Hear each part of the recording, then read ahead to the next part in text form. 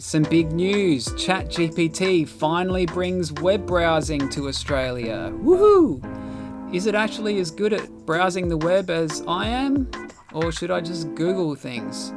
We'll enable it in the settings and have a play around with some Australian use cases.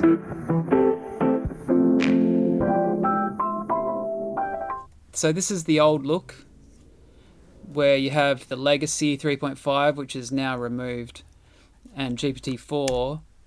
And now they've gone for this. Looks a bit cleaner. You got rounded corners. So if yours doesn't have this rounded corners look, then what you want to do is go to your settings, log out, log back in again.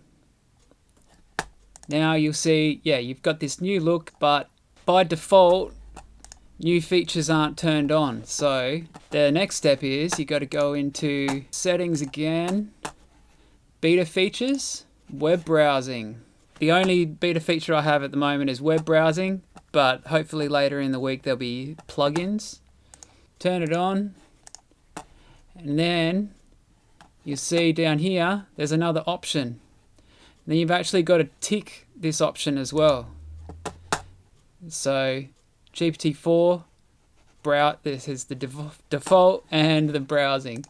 GPT 3.5 doesn't have browsing, which is strange because I thought it used to. I saw people online using browsing, but what's the sort of thing that you might try and get ChatGPT with the web to do?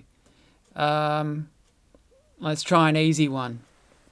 What is the current season in Melbourne, Australia? Aha, see? New. Browsing the web. Search current season in Melbourne, Australia.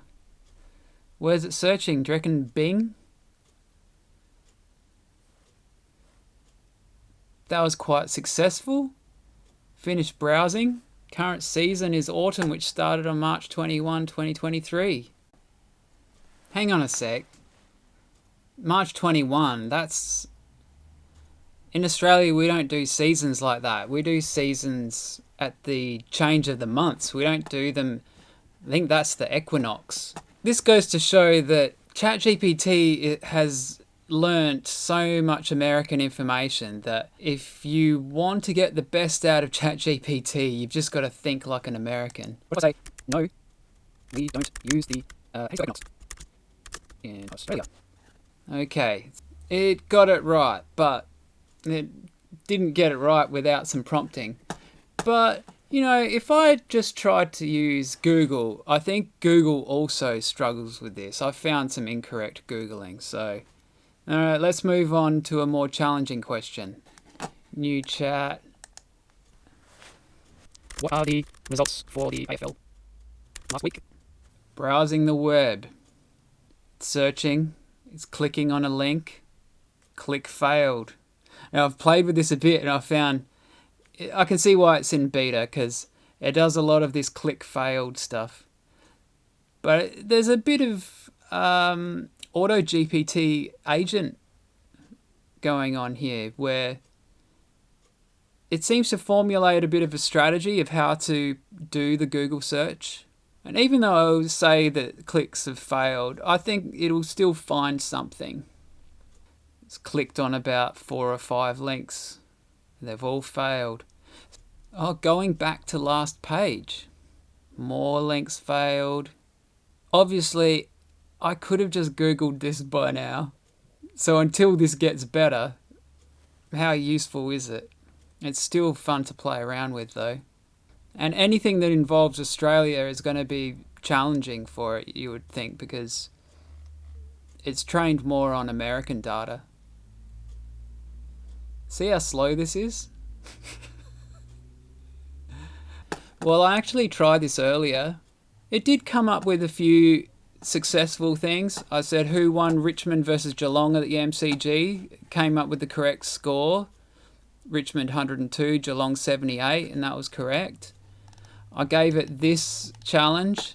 List any AFL teams with a beak that won last weekend. And it took a long time to figure it out, but it came back pretty good. The AFL teams with a beak in their logo that won last weekend were the Richmond Tigers. Hang on. Tigers don't have a beak. Adelaide Crows is correct.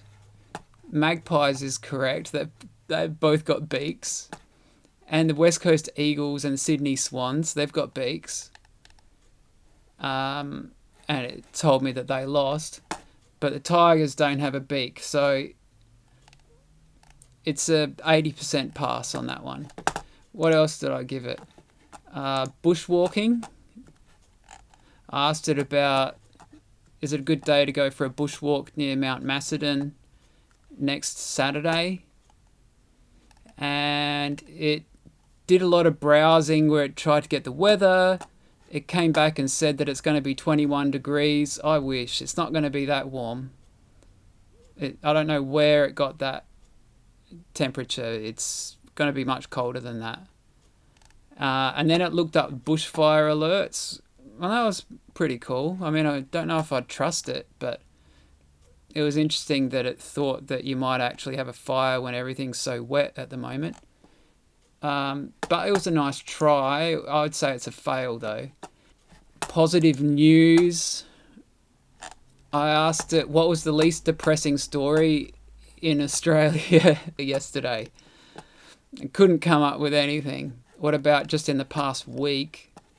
Came up with a story. Donating blood opened the hearts of Sydney newlyweds. But then it had another story about a panda in a Memphis, Tennessee zoo. I guess maybe there was an Australian news site that listed that. We get that on the news sometimes, I guess. This is a challenge I gave it. What are the latest Domino's pizza specials for Brunswick? It's so hard to figure out the Domino's pizza specials. It browsed for a while, came up with all these links. Look, you got all these vouchers. You can click on them, but none of them work. But I don't think that's ChatGPT's fault, because even just Googling vouchers, it's hard to find any that work.